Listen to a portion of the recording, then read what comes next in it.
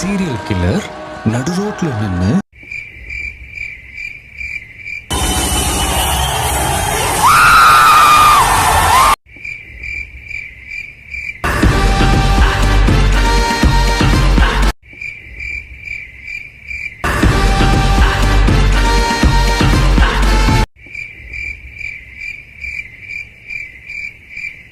அது அவ்வளவுதான்.